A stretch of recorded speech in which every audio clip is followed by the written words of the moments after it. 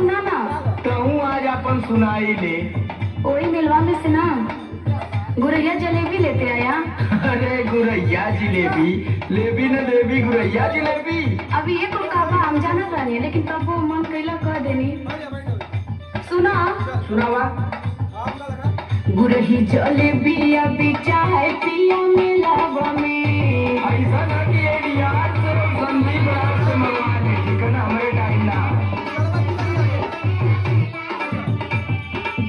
ले आई हगर में छनात होई ते लावा में। ले आई हगर में छनात होई ते लावा में।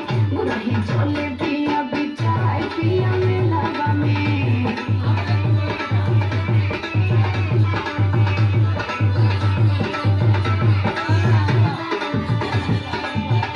जब देखा तब तोरे लारे चुआ लाए, बेटा ही नहीं करे चुआता पानी लगी कोर भैलू धनिया।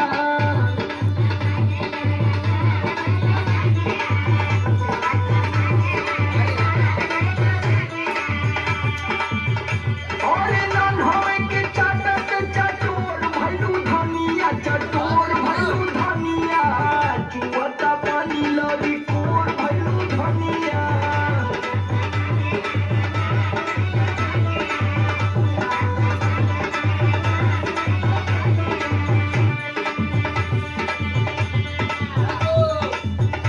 सुना सुनावा। हम बस अपने खातिर थोड़ो मांगतानी कि इतना बहुत तेज फुदकत बड़ा। तब क्या करे खातिर मांगत तू? हम सबके खातिर में कहतारी, कुछ न कुछ सबके बारे में कहतारी, बस हमरे सुनाता।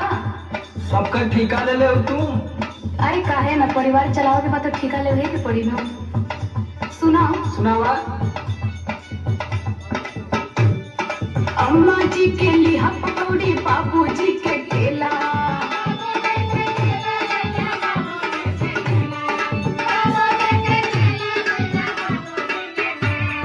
देवर जी के छेना बर्फी, नंदू जी के पेड़ा। अरे तो सबका ठिका हमें जाएगा।